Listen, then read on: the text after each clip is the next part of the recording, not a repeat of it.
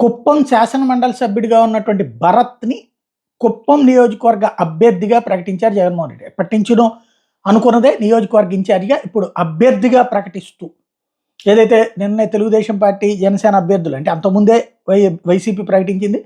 దాదాపు 72 దాకా అంటే ఎమ్మెల్యేలు, ఎంపీలు కలిపి. ఇక్కడ వీళ్ళు ప్రకటించారు. ఈటీటీ నేపథ్యంలో తాజాగా చూస్తే ఆహ్, కుప్పం నియోజకవర్గంలో ఓ పక్కన నీళ్ళని రిలీజ్ చేయడానికి వెళ్ళినటువంటి జగన్మోహన్ రెడ్డి భరత్‌ని అభ్యర్థిగా ప్రకటించడంతో పాటుగా తనని ఎన్నుకుంటే తనని ఎమ్మెల్యేగా నే కాకుండా మంత్రిగా చేసి కుప్పం నియోజకవర్గ అభివృద్ధిని పూర్తిగా కాన్సంట్రేట్ చేస్తానంటూ అక్కడ ప్రజలకు హామీ ఇచ్చారు.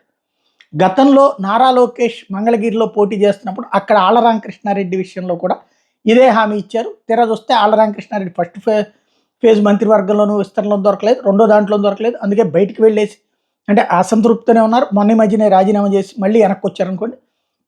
ఓవరాల్‌గా అట్లాంటి హామీ అవుతుందా? ఒకటి. రెండోది ముందు అసలు పార్టీ గెలిచి తీసుకోవడం అనేది కూడా ఒక ఇంపార్టెంట్ ఇష్యూ కదా!